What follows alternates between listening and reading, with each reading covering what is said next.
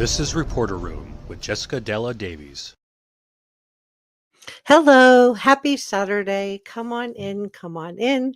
I am so glad that you are joining me today here on Reporter Room. We have a lot of breaking news in the Bryan Kohberger case, and we're going to be doing the Madeline Soto Stephen Stearns case right after this. Because we have some breaking news in that one as well. Today, we're going to be talking about Bryan Kohberger's ability to appeal. Can he appeal or not? What did the judge mean when he was talking about this? I'm going to provide some clarification. The Pullman Police Department is finally speaking out. The Moscow Police Department is also speaking out. So we have the police chief from both of them speaking out for the first time since the gag order has been lifted.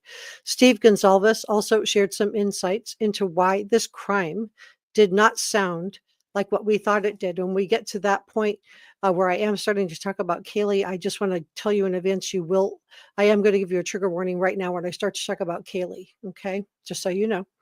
We're going to talk about Bryan Kohberger and Michael Kohberger's bizarre detour and the discrepancies in Michael Kohberger's claims that the trip was pre-planned. And then we're going to talk about the real reason that the Pullman Police Department did not hire Bryan Kohberger. Let's get started. Come on in. Tell me where you're from. You can tell me what country, what city, what continent, whatever you feel comfortable sharing.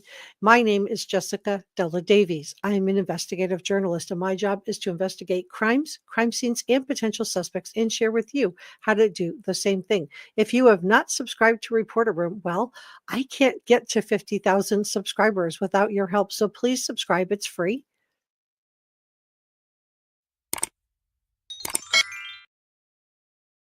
Like, share, leave a comment, and know that everything I'm sharing with you is my opinion.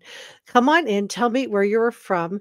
And today we're going to be talking about Bryan Kohberger's ability to appeal. We're going to start with that. Can Bryan Kohberger really appeal? And then we're going to talk about the Moscow PD. They're speaking out. The Pullman PD is speaking out. Steve Gonzalez is speaking out. Michael Kohberger's discrepancies in that road trip. And then the real reason that the Pullman Police Department did not hire Bryan Kohberger, and it is different than what we thought. So let's start with, can Bryan Kohberger actually appeal? This is a question that you guys have asked me several times in the comments section, so I wanted to address that right out of the gate. So attorney Scott Reich, who has a YouTube channel called Crime Talk here on YouTube, explained the judge's comment about the appeal today. So he said there has been a lot of speculation about whether or not Bryan Kohberger can appeal, because our understanding is that the plea deal that Bryan Kohberger got was 4 consecutive life sentences, one for Ethan, one for Kaylee, one for Maddie, and one for Xana. So and not concurrent. Concurrent means it can all be served at the same time. It's not. It's one after another, after another, after another, plus 10 years for the burglary charge, because he broke into the 1122 King Road home to commit these crimes. So what in the world was the judge talking about when he asked about the plea deal? Well, we remember all those questions when the judge was asking Bryan, when he took Bryan's plea during not the last hearing that they just had, but the hearing where Bryan pled guilty, and the judge was asking him, are you under the influence? Was he knowingly and voluntarily agreeing? Had he received effective counsel from Ann Taylor? Well, and all of those questions that the judge asked, this was the judge setting up Bryan Kohberger's inability to appeal. So how this was explained by Scott is that BK can appeal, but then he can file an appeal. Okay. But then the prosecution will produce what's called an appellate waiver. And then the court will simply deny his appeal. So there will not be a hearing about it. There's not going to be, Bryan Kohberger's not going to get a lot of publicity. He's not going to get a bunch of attention from it. The family members don't have to show up. And so there'll be no hearing that the family members of the victims are required to go to. And so that was the point of giving him this plea deal. And that's what the judge was talking about. Anybody, I guess, in the United States can file an appeal for any reason. But the reason that the judge asked Bryan Kohberger all of those questions, are you under the influence? Did you get effective counsel? All of these questions, the judge would have to do something egregious in the sentencing for Bryan Kohberger to actually have grounds to appeal. For example, if the judge said he was going to impose capital punishment after all, that would be egregious. And obviously that would give Bryan Kohberger grounds to appeal. And then he would probably get a hearing. But the judge is not going to do that. He is going to sentence him, I believe, to 4 concurrent life sentences and an additional 10 years without the possibility of parole and waiving his rights to a plea deal. So I hope I've explained that so that now we understand what the judge was talking about when he was talking about that plea period. So Bryan Kohberger can always try to appeal, but it's going to immediately be denied because the prosecution is going to produce this appellate waiver that Bryan Kohberger has signed. So let's talk about the Moscow Police Department because they are speaking out. And then we're going to talk about the real reason that the Pullman Police Department did not hire Bryan Kohberger. And it is different than what we all thought. So let me bring this up. Please come on in. Tell me what you're from, where you're from, and give this a thumbs up so that YouTube knows we're doing a classy show. All right, so let me pull this up first. They changed out the thing so it looks different today. All right. Okay.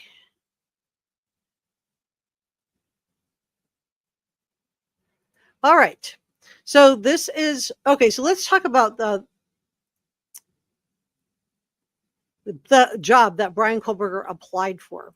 So the police chief at the Washington State University, this is actually, I believe, the Pullman PD, but they're saying this is the police chief at Washington State in this article, had no way of knowing that when he was alerted on November 13th that this was the same guy. Now, this is, they're calling this the Washington State University Police Department. I don't think it is. I think it's the Pullman Police Department chief that's talking here. So Gary Jenkins gave an interview, and he's identified, and let me just show you this one, in the Idaho Statesman as the Pullman Police Department. So I'm going to use them because I think that they're a little more accurate. So he still remembers the day that Bryan Kohberger interviewed for an internship with the Pullman PD. And we all heard about Bryan Kohberger applying for this job at Pullman PD, where he wanted to teach technology to police officers. Now, police officer Chief Gary Jenkins had no idea that Bryan Kohberger, the graduate student who was sitting in front of him on a Zoom call applying for a job, would go on to do away with 4 young people. So he's been stuck under a gag order now for 3 years. And it's finally been lifted. Now, he was the police chief when Bryan Kohberger applied to work there. And a few months before, this Jenkins did leave the agency to head a police force in Washington State University. So now he's the current. That's what Daily Mail is trying to tell us. Okay, let's go back to this one. So the Daily Mail is trying to say is he's the current WSU police chief, but he was at the time Pullman. Okay, I just was like, this isn't right, but now I know why. Okay, so he said that he interviewed Bryan Kohberger for an interim position at the Pullman Police Department before he switched jobs to WSU. This is Officer Jenkins here, or Police Chief Jenkins. He said he wasn't selected. He just wasn't the best fit. But he admitted that there was nothing so unusual about Bryan Kohberger that he could ever imagine finding out that he was the one responsible for doing this atrocious crime. I'm watching my words here. And he said it was that Bryan Kohberger wrote him a letter after. He said, "It was a great pleasure to meet with you today and share my thoughts and excitement regarding the research assistantship for public safety." So this was dated right after they met, which was on April 12th of 2022. "I look forward to hearing from you. Best regards, Bryan." So the police officer reportedly replied, "Great to meet you and talk as well." Now, Kohberger had been on campus for just 1 semester and just 8 miles away from where the 1122 King rode home. And the police chief said that, it was shocking. He said, they have violent crimes happen very infrequently in this area. To have something of that magnitude occur, it's uncharacteristic and terrifying for the community. And he said that his department scrambled to alert students as the word of these crimes, I'm going to watch my words here, I'm paraphrasing here, spread. And he said, we had to issue an alert because these murders happened close to Pullman and WSU. Students were scared. Essentially, there was an active, unaliver out there. You hear it all the time after school shootings. People say, we never thought it could happen here. It was the same here. People realized that crimes like this can happen anywhere. And this is the iconic photo that Kaylee Gonzalez posted. It was one of the last photos she posted on her Instagram just prior to being done away with. And it has Maddie and Kaylee and Ethan and Xana with Dylan and Bethany. And this is the house. And this is why I think that it didn't sound the way that we thought it sounded. But I'm going to talk about Kaylee and some graphic things in just a moment. Jenkins said he didn't find out Bryan Kohberger's identity until December 28th of 2022, when his friend, the chief of Moscow police, Chief James Fry, he's since moved on to a small chief of police position elsewhere, but he said that James Fry phoned him and told him to come to the Moscow police statement. This is according to the Idaho for an American Tragedy. That's the James Patterson and Vicky Ward book. Now, Jenkins said that this is the police chief from Pullman, arrived to find himself in a room packed with local and state cops as well as FBI agents. And one of the Moscow detectives, Detective Brett Paynes, said that they had identified a suspect and he was living in WSU housing. And cops would arrest Kohberger at his parents' Albrightsville, Pennsylvania home just 2 days later. So when Jenkins heard the name Bryan Kohberger, he said he flinched, this is according to the book, and told his fellow cops about his encounter with BK as a job applicant. Now, Jenkins returned to WSU and sent Bryan Kohberger's resume and cover letter to the Moscow Police Department. And according to the book, Chief Fry then called then Chief Jenkins to thank him for the material, and he told him no problem. And he said, oh, and Gary, this is Chief Fry talking, is quoted in the book as saying, with a small chuckle, aren't you glad you didn't accept his application? And yes, this would have been a huge embarrassment for the police department to have accepted. And this is Chief Jenkins here. So Jenkins replied, more than you know. Now, he spoke to the Daily Mail just 1 week after Bryan Kohberger appeared in the Boise courtroom and admitted in a shock confession. And he said he spent decades of his life in law enforcement, and he thinks that this plea deal is going to bring closure. He said having a guilty plea without the unknowns of a trial or appeals helps the community move forward. He also said that Bryan Kohberger's academic background in criminology made the case even more chilling. He said it's rare to see someone studying criminal justice at such an advanced level to go on and commit a crime like this.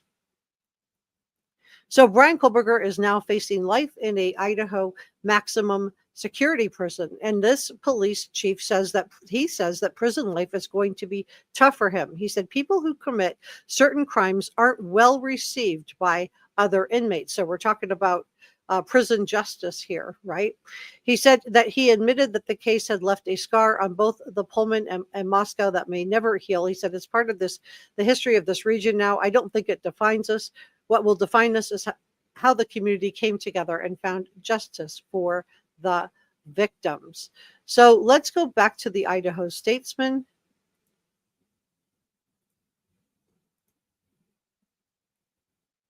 So how did this interview go down, and why didn't they hire Bryan Kohberger? Well, in an interview with the Idaho Statesman, the same police chief from that's now the WSU police chief, but was the Pullman police chief, recalled to the Idaho Statesman that he conducted Zoom interviews with 4 candidates for the police internship in April of 2022. Kohberger was then 27, going on 28. He was 28 when he was arrested because his birthday was in November. And he wrote in his application that he had an interest in assisting rural law enforcement agencies with how to better collect and analyze technological data in public safety operations. He said, I was looking for someone who was really interested in conducting relevant and actionable research for us, rather than just theoretical research. The chief said whoever got the job would need to be able to get police officers to open up and talk about their work. And Kohberger's demeanor ruled him out from getting the position.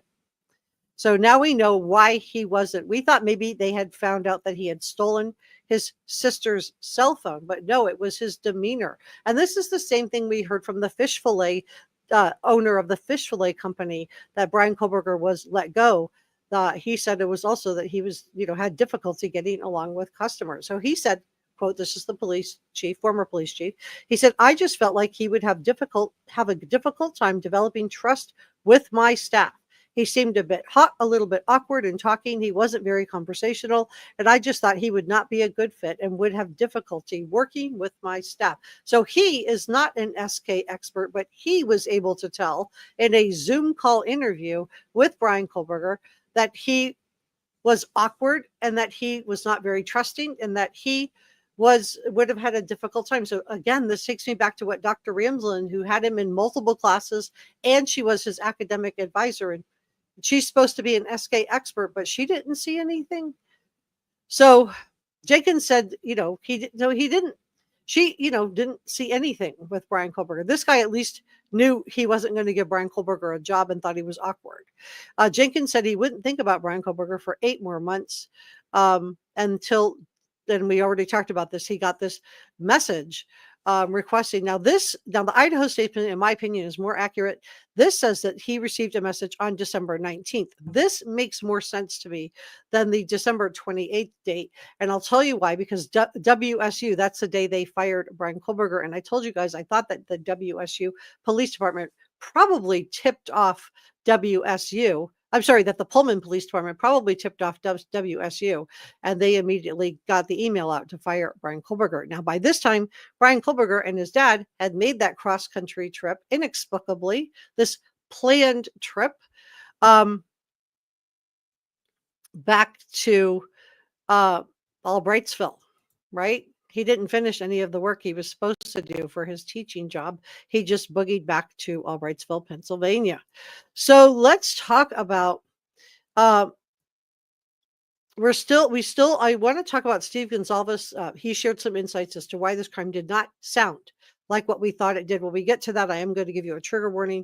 We're going to talk about Bryan Kohberger and Michael Kohberger's bizarre detour, and the discrepancies in Michael's claim that the trip was pre-planned, and the real reason that the Pullman Police Department, we already talked about this. So let's dig into Steve Gonzalez's conversation about Bryan Kohberger and his creepy fetishes. Now, we knew a little bit about this from Dateline. I'm giving you guys a trigger warning right now. So Steve said that investigators allegedly found evidence to suggest that the Idaho murders was SA motivated. Now, the prosecutor said it wasn't. And I'm wondering if this is why the police department, one of the police, I believe that's who was leaking to Dateline NBC. I believe that these leaks came about with just out of frustration to get the truth out there. But Steve said in a new interview, he cited information that he claims to have received from investigators about Bryan Kohberger's weird porn fetishes, which included drunk, passed out, and also gagging. And so this lines up with searches that Dateline NBC revealed. Now, they talked about that he liked drunk, and that he liked passed out, and that he liked asleep, and things like that. This is the first time we've heard about the gagging part. So meanwhile, the Latah County prosecutor, Bill Thompson, said in the July 2nd plea hearing that we all watched together, said there was, quote, no evidence of any S component or SA on any of the victims. So why did someone feel the need to leak this information to Dateline NBC? Was it somebody in law enforcement that wanted to expose the truth about Bryan Kohberger and was concerned that the truth was not going to get out there? Now, according to People, let me pull that up. I have so many packages. Oh, I need to verify I'm human. Okay, I verified to a computer that I am a human being. Let that sink in. All right.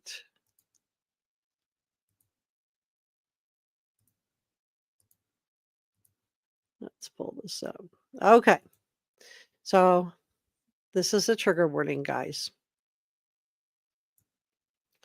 Okay. So Steve Gonzalez claimed that individuals involved in the investigation had informed him of this suspicion.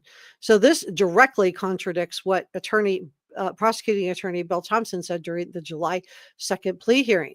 And Steve said, and Steve Gonzalez is Kaylee's dad, he said people got so angry at what was happening in that courtroom, they would literally pick up their phone and call us and say, okay, so he's getting calls from law enforcement they're furious because they were furious about what was happening in the courtroom. So does this contribute to the plea deal?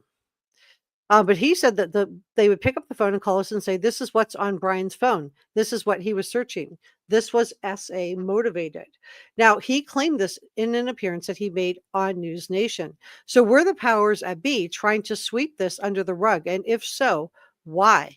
BK's motives have remained the biggest mystery in this case, and one that prosecutor Bill Thompson said that he was not able to determine after a 3-year-long investigation.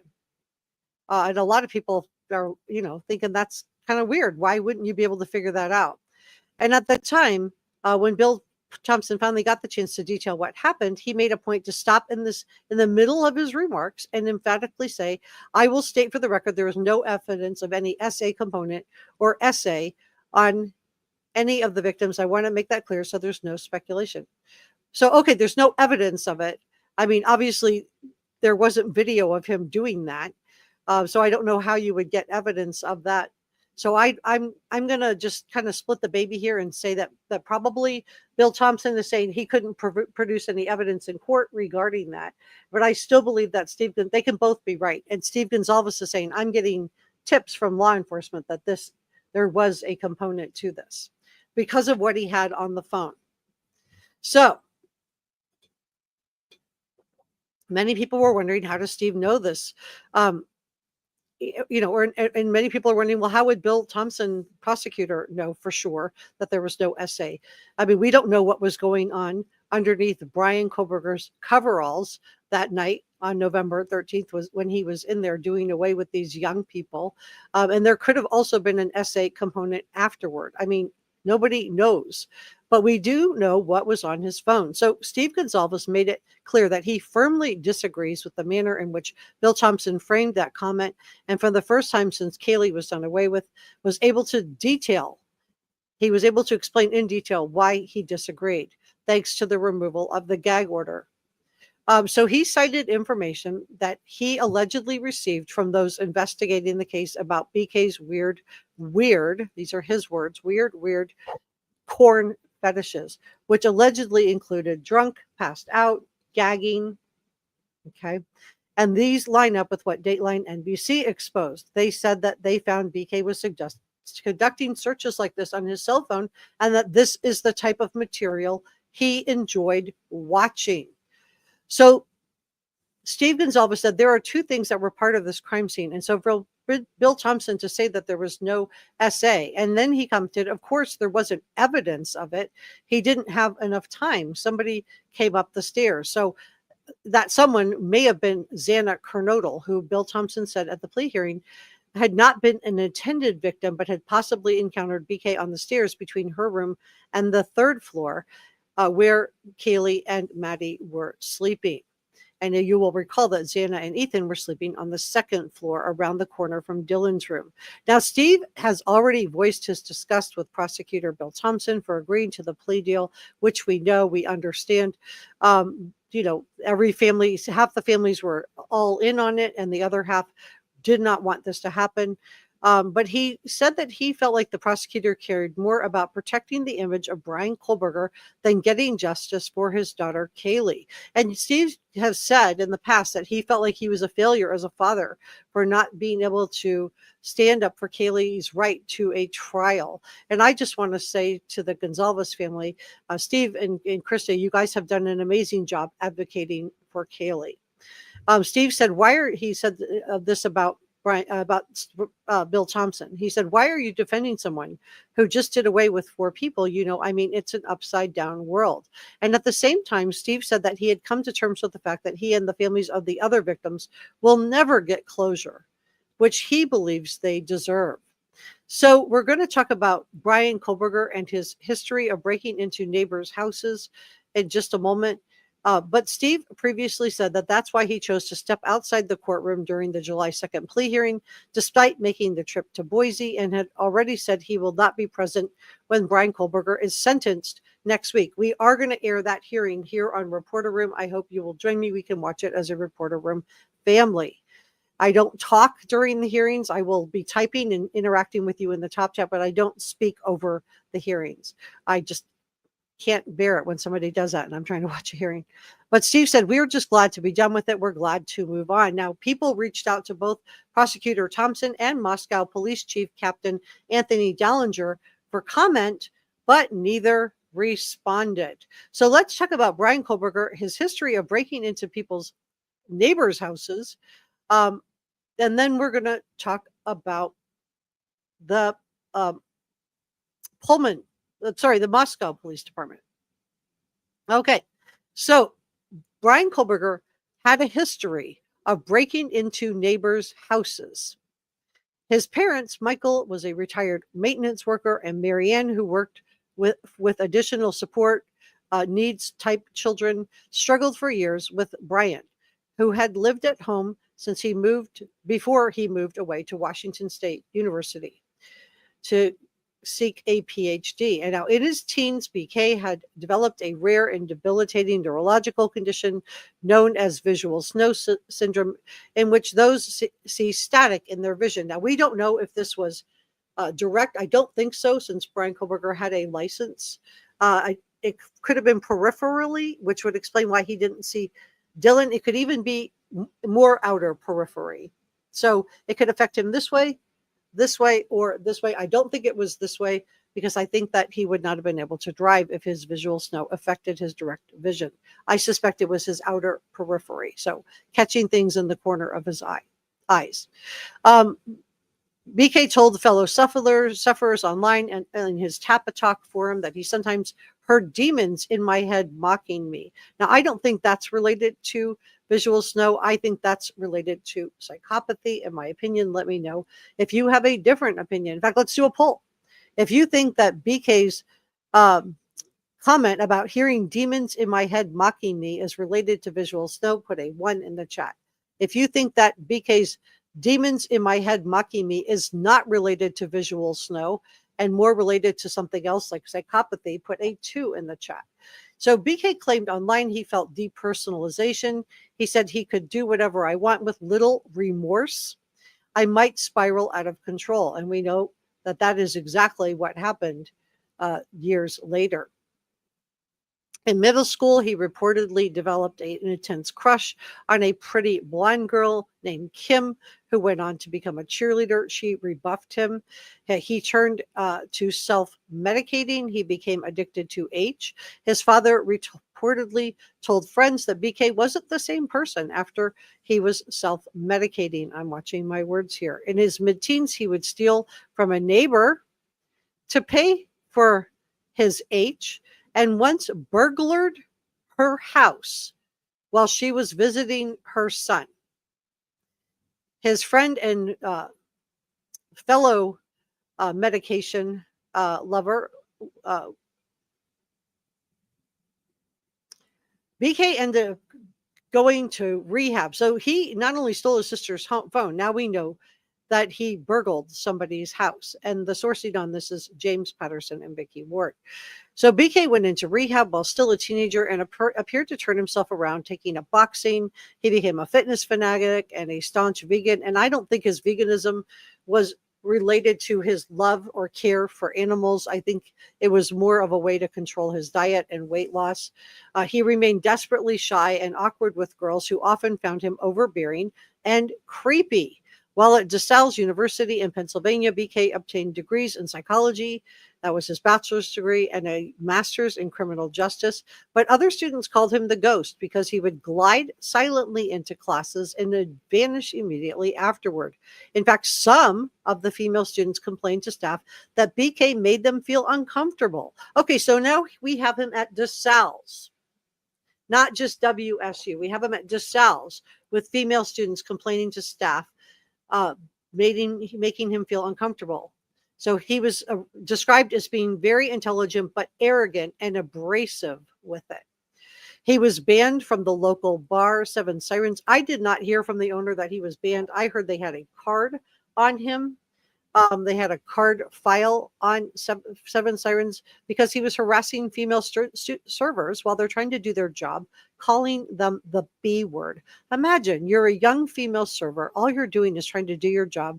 This guy is hitting on you. And when you maybe you have a boyfriend or you just aren't into him and you share that you're not interested, and then he immediately responds by calling you the B word. I mean, it's just absolutely gross.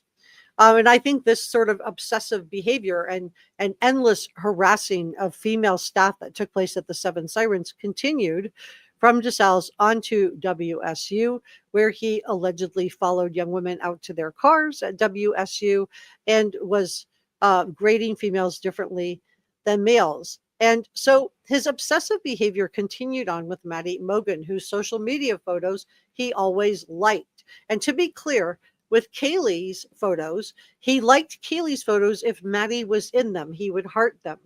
And then this is what I think is new information too. So he did heart or like on Instagram Kaylee's photos, but they always had Maddie in the picture too.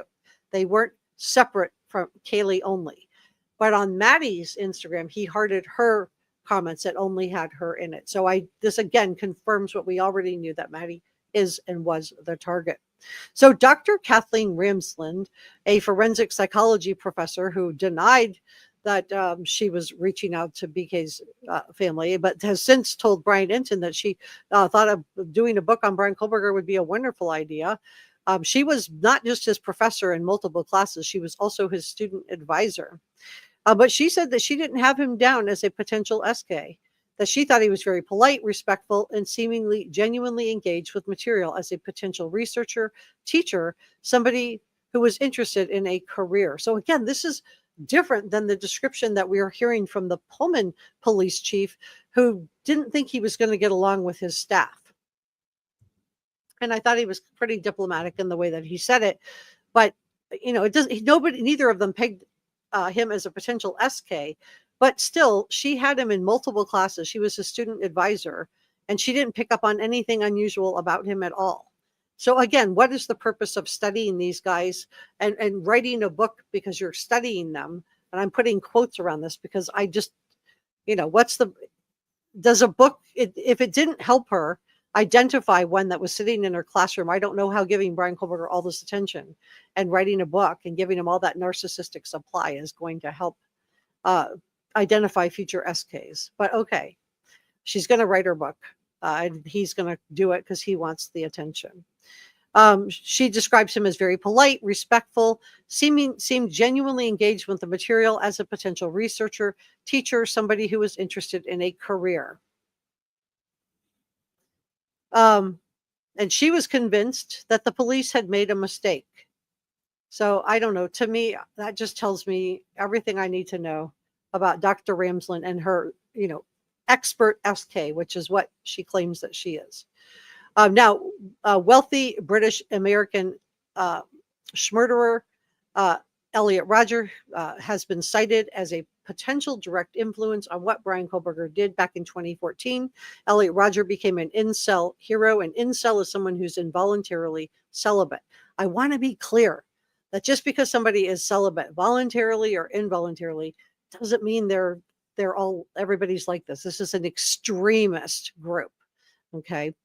So when he did away with 6 people and injuring 14 others in his SK spree in Isla Vista, California, before he ultimately did away with himself, he left this video and this 137-page manifesto where he talked about wanting to punish women just because of him not being able to get women.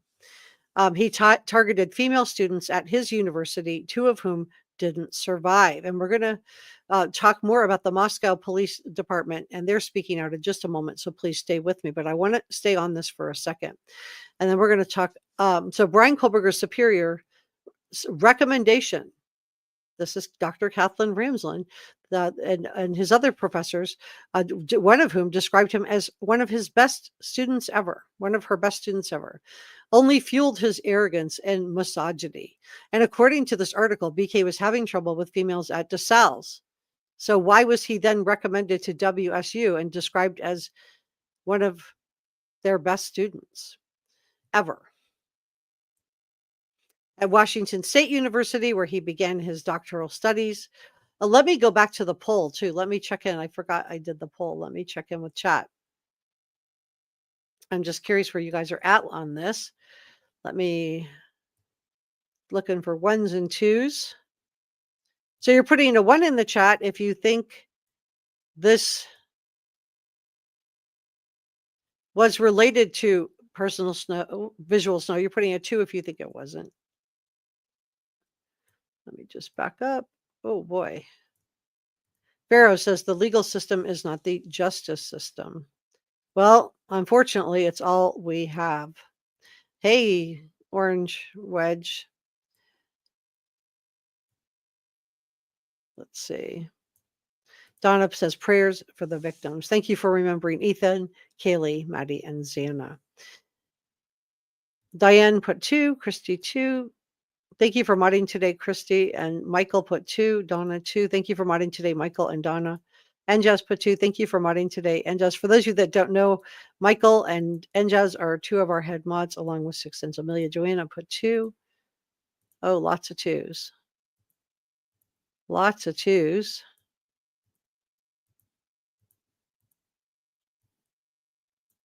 Lots of 2s. I don't see any 1s. Thank you for modding today, Kathleen. Thank you for modding, Christine. Due more to his imagination, Grunger says. Malibu says, BK has mental illness, no remorse, no empathy. And Michael just wants everybody to know all civilly expressed opinions are welcome. Nick says, I think it was just him trying to play the insanity angle. 2, 2, 2. 2. Thanks for modding today, Top Cat. 2. All right, so lots of 2s. Debbie said, no one here is professionally competent to answer that question. You shouldn't ask that.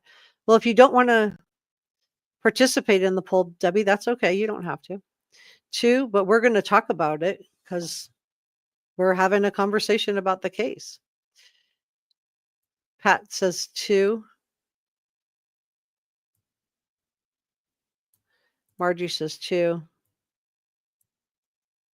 Cyborg Mama thinks was a night creeper 2. Kami said, it's apparent that the burglary was like a second job to him, so we should not be surprised by any of this, and it is progressing. Thank you so much for sharing that, and thank you for modding today. Dale does not think it's related to the visual snow. Michael thinks he's a peeper and a creeper. And I do want to thank Enjaz for gifting a reporter room membership. Thank you so much for that, Enjaz. That is so kind of you. If you got that membership from Enjaz, please be sure you thank Enjaz, and I want to thank you as well. Welcome, Cyborg Mama, to the Reporter Room family. I'm glad you are here. Thank you to Michael L. Cole for the $1.99 super sticker. Thank you so much. I'll be putting that toward a camera for the channel. Kami, thank you so much for gifting a Reporter Room membership. If you receive that membership, please make sure you say thank you to Kami. And I also want to say thank you, Kami. Thank you, Donna, for the $2.99 super sticker. That is so nice of you. Thank you so much, Donna. I'll be putting that toward a camera. Thank you, Enjaz, for gifting another Reporter Room membership. Wow, that is so nice of you. Thank you, Enjaz. And thank you, Veronica, for the $19.99 super sticker. Thank you so much, Veronica. That is very kind and generous of you. I'll be putting that toward a new camera. So thank you so much for that. And Nunya says, in Pullman, he burglarized a woman's home, installed cameras so he could spy on her. Right. That was his WSU colleague that he shared an office with. You're right. And Margie said, if he had peripheral vision problems, why isn't he wearing glasses when describing? Well, as I shared with you guys in the past, the peripheral snow could have been all the way back here. Or he could have just have Google-itis, right? Google-itis, when you look up things to fit your symptoms and you diagnose yourself. We don't know if he ever got an independent diagnosis of this. Leslie said, seeking answers along with a narcissistic psychopathic disorder. Thank you for modding today, Wicked. Wicked said, I'd like to see someone do an interview with the Kohberger sisters. I would too. Margie thinks he's creepy. And Patty is a 30-year psych nurse. Welcome, Patty. I don't know if his sisters are going to make themselves available for interviews or not, but if they do, I will certainly reach out to them. All right, let's continue on. So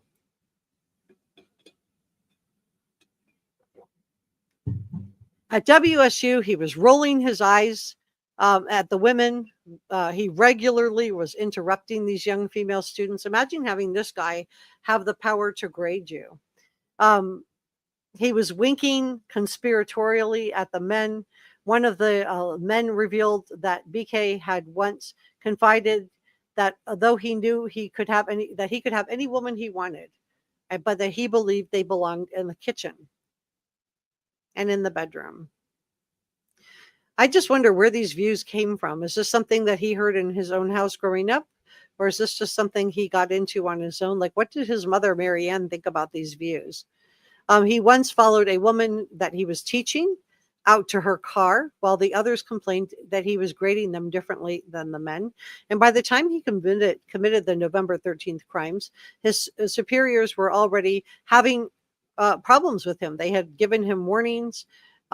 They had told him he was failing to meet expectations on October the 21st. And so ultimately he was fired by WSU, but not until December 19th. Not until December 19th. Now, incel SK Elliot Rodger had repeatedly mentioned that he hated pretty blonde girls, and whose lack of interest in him, Elliot Rodger, appeared to infuriate him. So did Bryan Kohberger think the same way? And he was studying Elliot Rodger at DeSales. Now, forensic psychiatrist Carol Lieberman believes that Bryan Kohberger studied psychology and criminology because he was trying to learn how to commit the perfect crime. She said that it was especially significant that Maddie Mogan and Kaylee Gonzalez may have reminded him of the blonde cheerleader named Kim, who rejected him in middle school.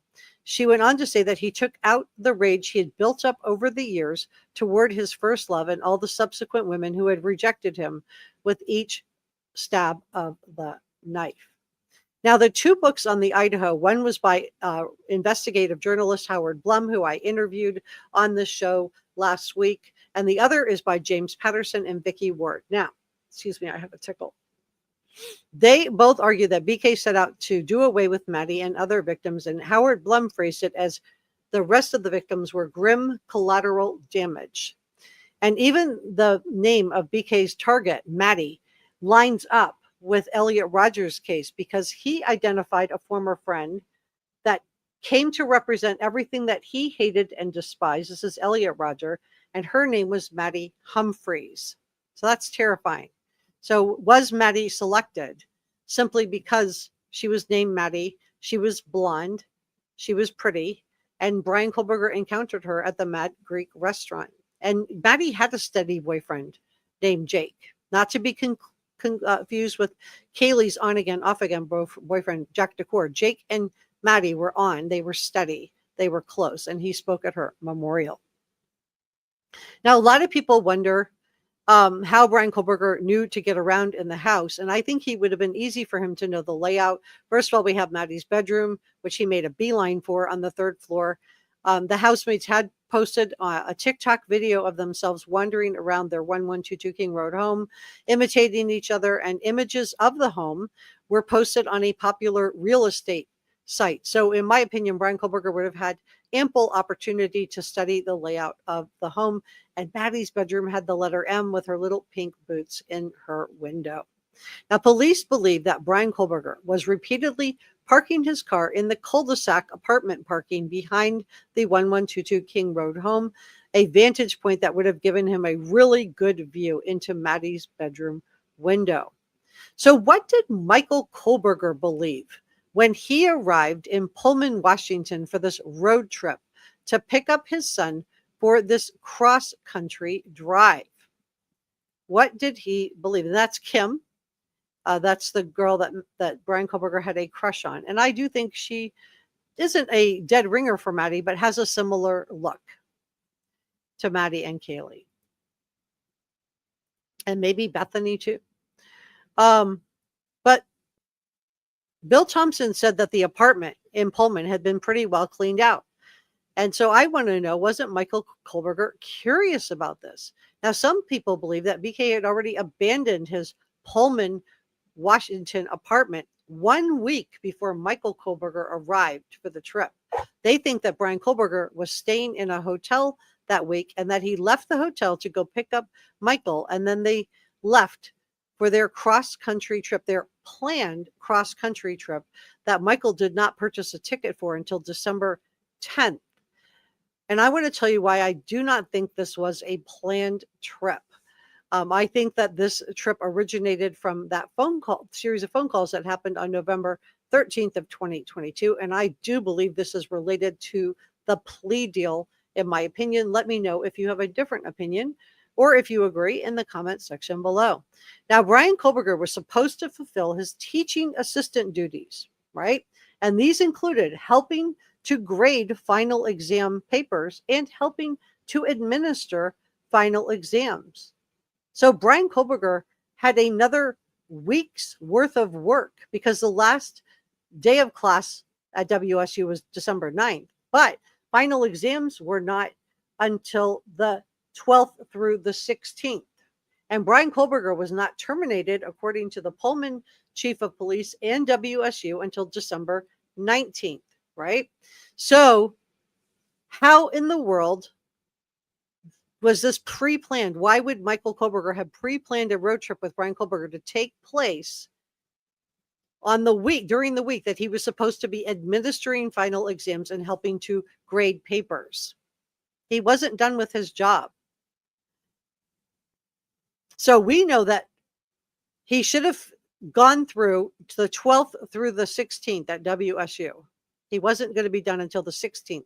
But Michael and Bryan Kohberger were pulled over in Indiana on December 15th. They were well on their way.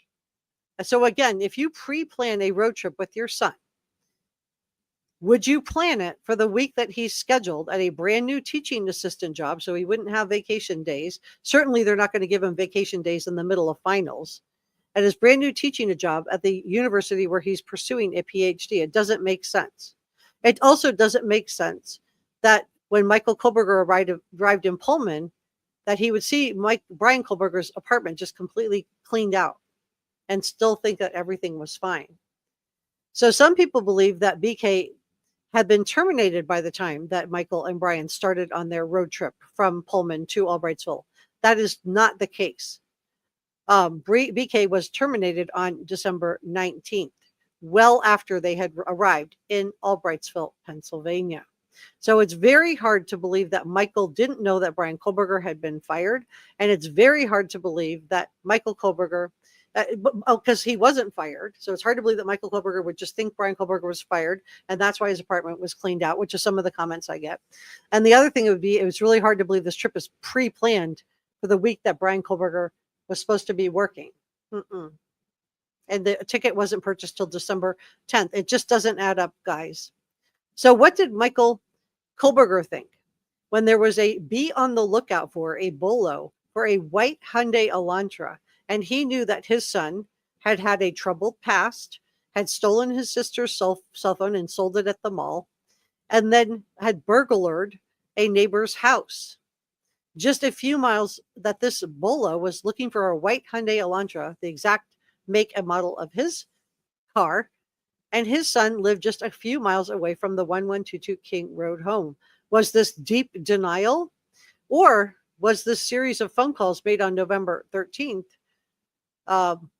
similar to what we saw in the Brian Laundrie Gabby Petito? Now, we didn't find out about this phone call that was made by Brian Laundrie to Roberta and Chris Laundrie till years after.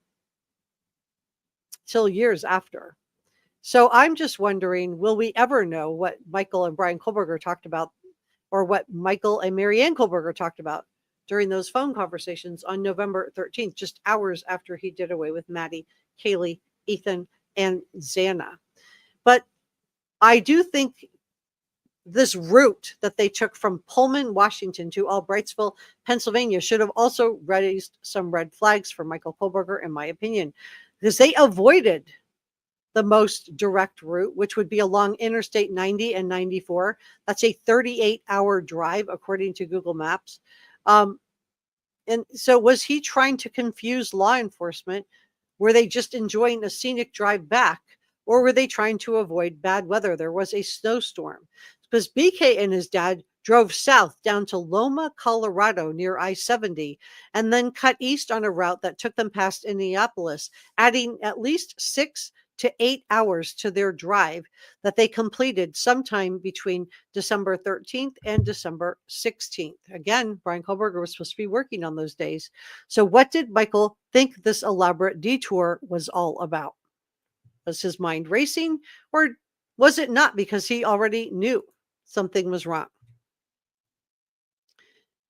Or was he in denial? We know from Steve Gonzalez that Michael booked his ticket on December the 10th. And the DT show also reported this out. And then Michael Kohberger flew out. And BK and Michael left Pullman, we believe, on December the 13th. But these documents show that his license, his car, the Hyundai Elantra, triggered a license plate reader in Loma on December 13th. So this route takes Michael and Bryan hours, like not a little, like pull over for bad weather, like 6 to 8 hours. Some say 6 to 9 hours. And I just wonder what Michael knew. What did Michael know? So I want to talk about the Moscow Police Department because they've been speaking out also. So let me pull that up.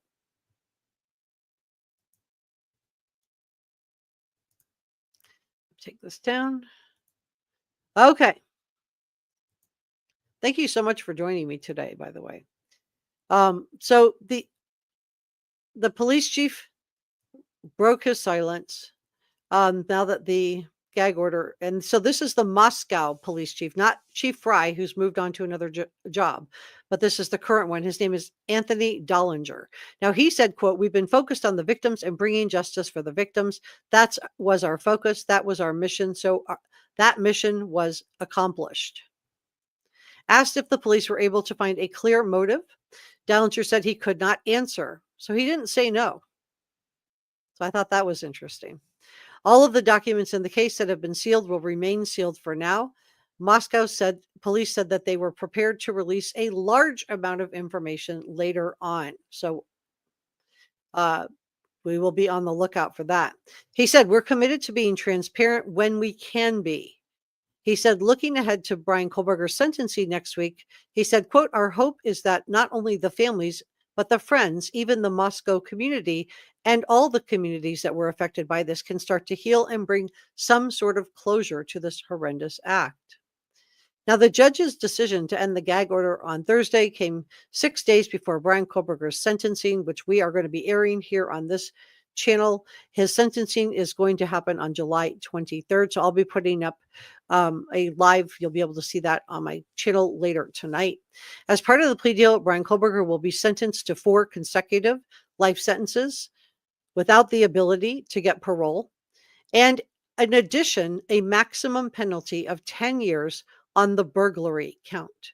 So 4 life sentences to be served one after the other, after the other, after the other, plus an additional 10 years. There was some confusion in the comment section where some people thought he was getting 10 years for each life sentence. And no, that's in addition to the 4 life sentences. And you'll recall that when the judge asked Bryan Kohberger how he pled for each count, for Kaylee and Maddie and Xana and Ethan, that Bryan Kohberger said guilty each and every time.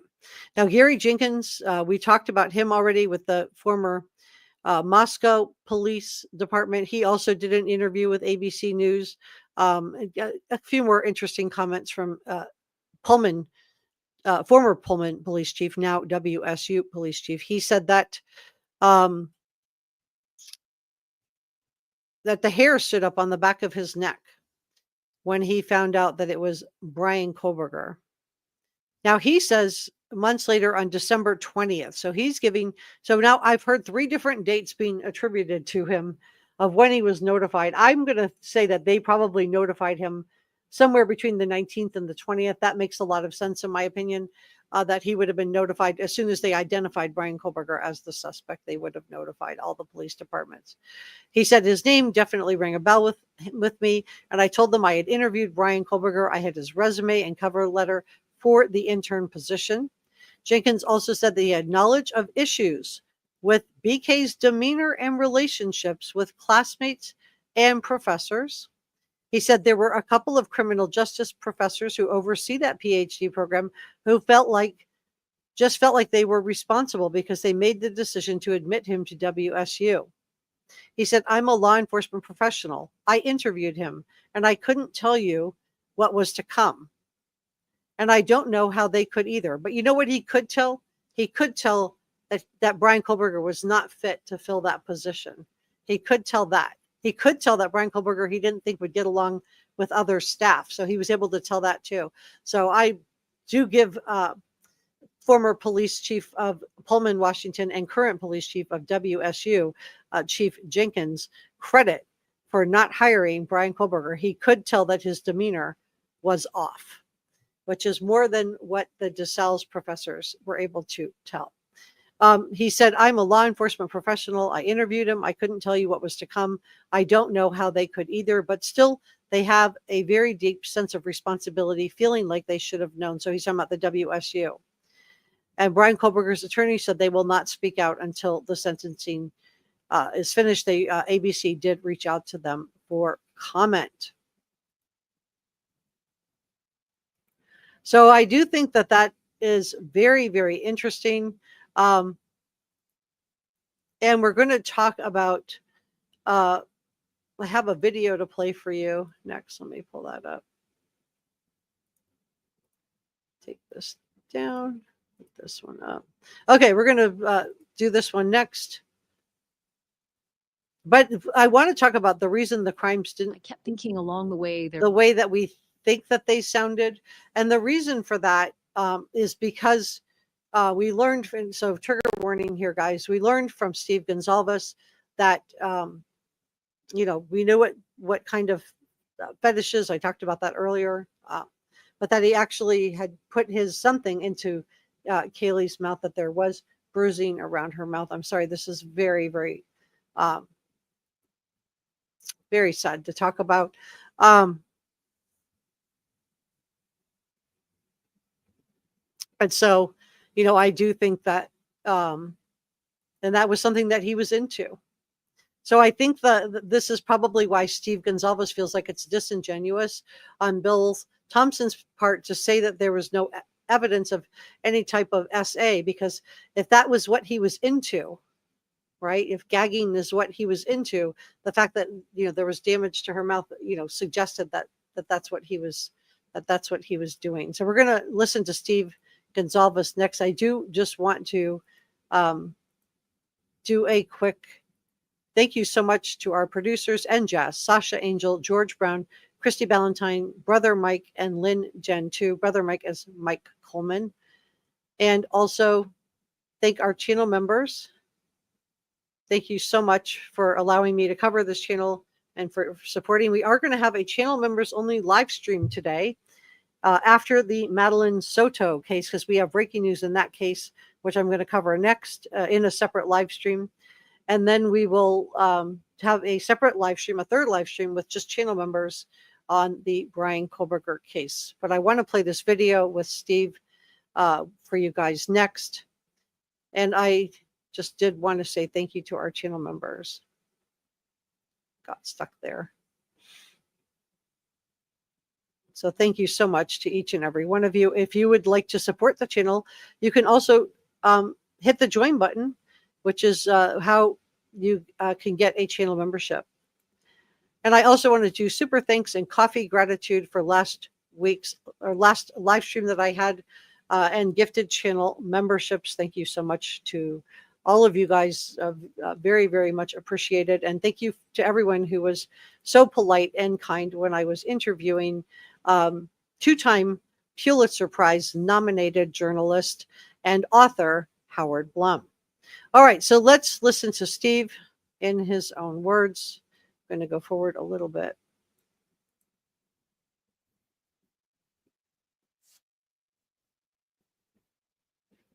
Can you guys hear that okay?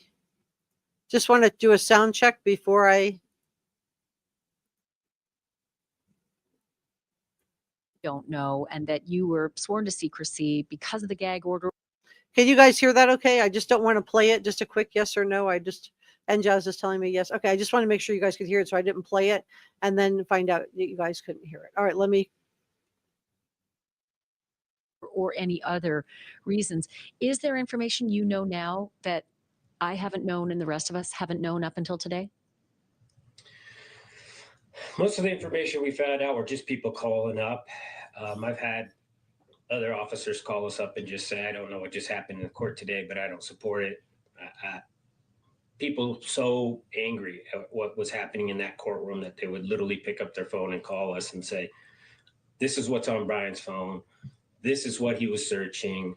This individual was sexually motivated. I don't care what Thompson said. They've got a plan for him. They've got a job role for that man. And it's not every day that you get somebody who wants to be a police officer, is dying to be a police officer, is literally talking to them every single day about how he was going to be a police officer. It's not every day you get a master's degree in criminology that is going to go into prison, and they're going to leverage that. That's what they're interested in. They're not interested in him being locked up in 23 hours of solitaire where he's not going to be able to have any influence. They want him to go in there and actually have influence and work with them.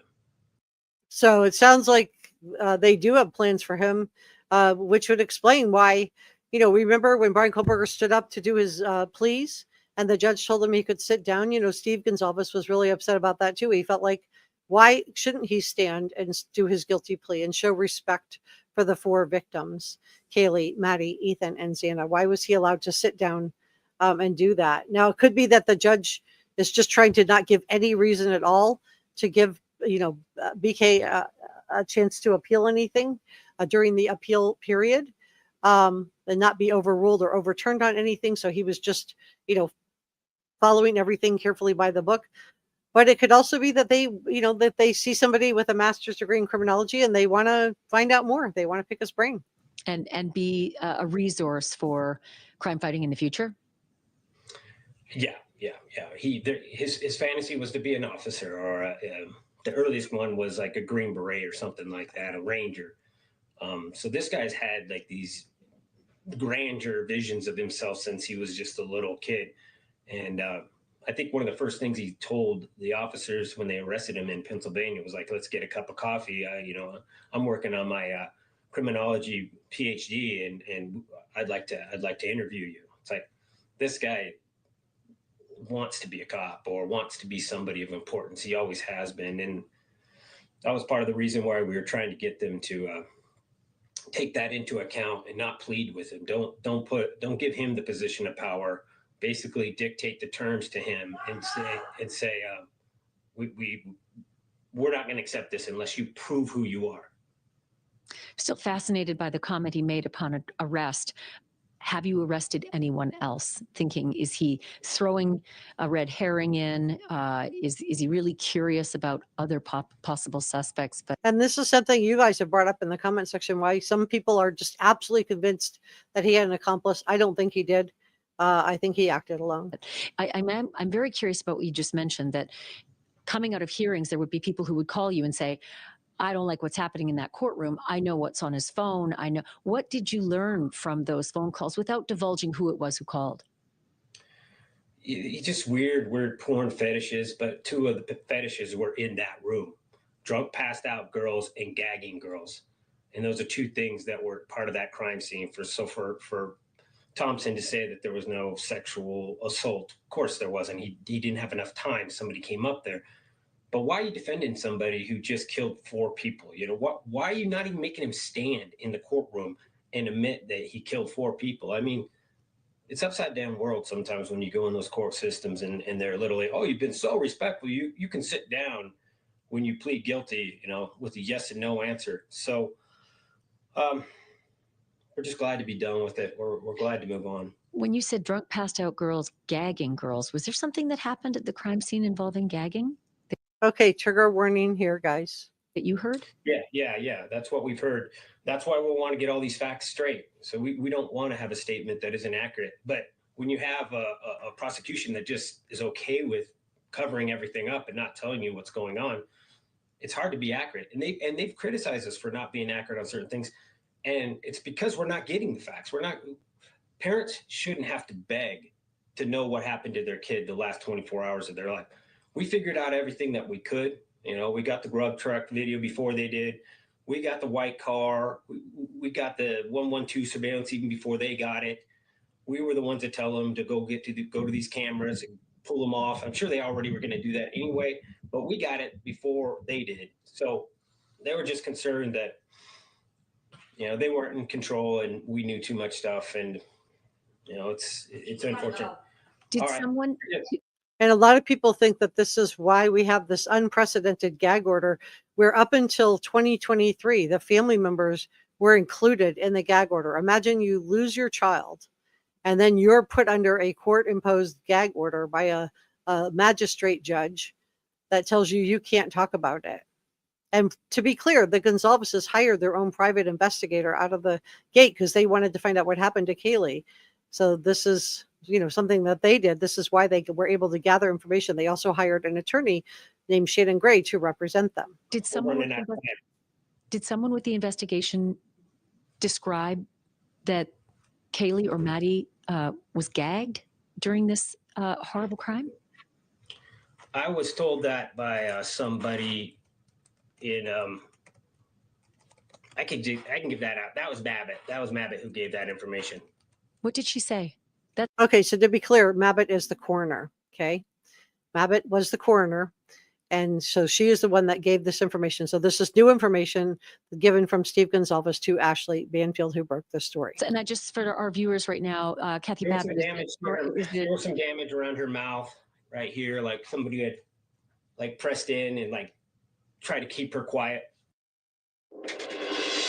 So this explains why the crimes, I've always said, I don't think they sounded the way that we think that they sounded. And the reason I believed this wasn't because of any information regarding what we just found out from Steve Gonzalez.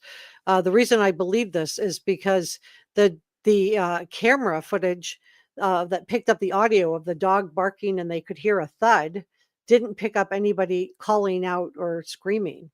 And so the fact that this was going on, and I said that, you could if you had practiced with your K-bar knife, and I believe that he did, you could silence somebody pretty quickly. But then to hear that he actually went in for Kaylee like that is, just really disturbing. You wonder if he had bite scars on his hand. Well, we'll never know. We'll never know. We might know more. I'll tell you what Ann Taylor did try to suppress was when they arrested Bryan Kohberger, they did do a body search on Bryan Kohberger. So we might find out more regarding this, any kind of scars or marks. But if she had bit him, I don't know if, weeks and weeks later, because this occurred on November 13th, he wasn't arrested till December 30th.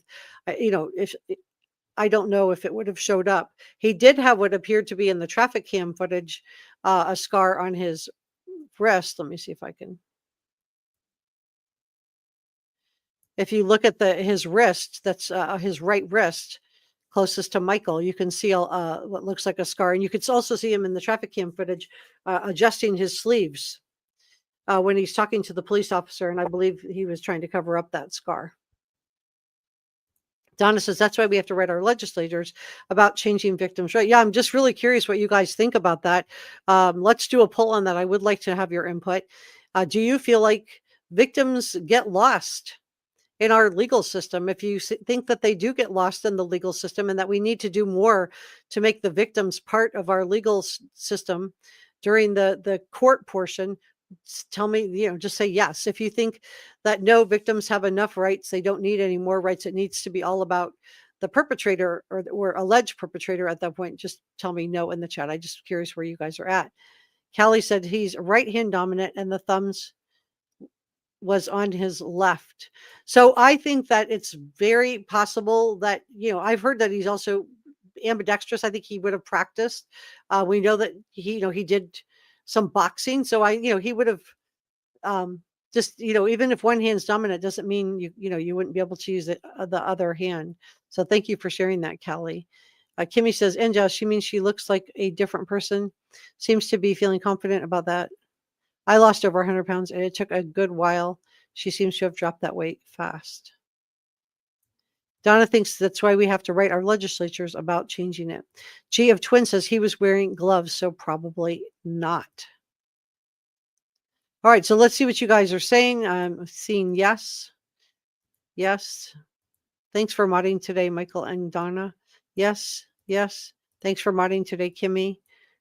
Taylor says yes, absolutely. Kelly says this case proved that. Jessica said anything Taylor tried to suppress was what he was guilty of. Yeah, remember, if it's good for the defense, she wants it to come in. If it was bad for the defense, she tried to suppress it. She tried to suppress his body search that they did on him when they arrested him. So there, hopefully we'll get body cam footage and we'll get, and maybe some photos, not anything explicit, but just some photos to see if there's, marks on his body. Jetset said anything. Oh yeah, I got that one. Far too often. Patricia says, yes, thank you for modding today, Patricia. Bundy says Paramount. Christy says, yes, thank you for modding, Christy. Yes. Per Anderson says, yes, thank you for modding today, Per Anderson. Micheline says, yes. Colleen says, can any wounds be seen in the 6 selfie he took after? Yes, I did enhance those. And if you haven't seen that video, I do have that up with enhanced photos of the thumbs up photo. It's in my playlist. And I would, when we're done here, I would go look at those next because you can clearly see wounds, what look like blisters, unpopped blisters on the inside of his thumb, and his knuckles look to be swollen, in my opinion, as well. And Jess says yes. Florence says yes, yes, yes. So we got a lot of yeses. G of Twin says, and Jess, I think she looked, oh, I don't know. This is a side conversation. Thank you for modding today, Kathleen. That's okay, Teresa, no worries. Cyborg says yes. Donna says yes. Christine says he did appear to have wounds in the selfie. Yeah, you can look at it. I enhanced those with various different filters and you can see. Colleen says yes. Dion, yes. Jessica thinks he looks like a werewolf. Oh, wow. Yes. Lori says yes. Lori says yes. Lori says yes. Vicky says yes. Betsy said, I think the plea should require a detailed allocution. I think so too. I am with you on this, Betsy. It's not fair that he got to clam up. Chris Watts did the same thing, but a few months into prison, he gave details. Yep, I think so too. I think if you're going to plead guilty, you should be able to require them to say exactly what they did and sign it. Sign it. And Jess says it makes her blood boil.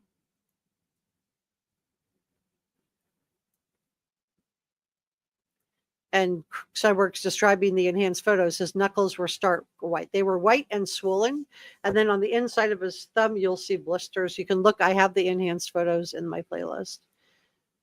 Kimmy says Taylor is a bit more off than she could chew. She's probably relieved he pled out. Yeah, I think so too.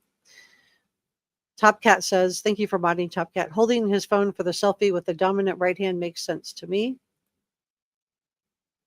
We'll never know. Unless he tells us. Yes. Teresa said, I would like to see Steve run for public office in Idaho and work to change the laws when he is elected. Oh, I think that's a wonderful idea. I don't know if Steve would be interested in that, but you should let him know that that's something that you would be interested in. Well, guys, I'm going to leave it there because I have a Maddie Soto live stream next. And we have breaking news in the Stephen Stern case that we're going to be talking about. It looks like there may be a plea deal in that case also. So I'm going to close up this live stream and open up that one. So feel free to follow me over there. And I just want to say from the bottom of my heart, thank you so much for coming by to spend a little bit of time with me. I know that this live stream was probably somewhat hard, difficult to get through. I did try to, alert you guys to the trigger warnings ahead of time. So thank you for hanging in there with me. And I look forward to seeing you next time. And please consider subscribing. It's free and it helps me out a lot. See you next time.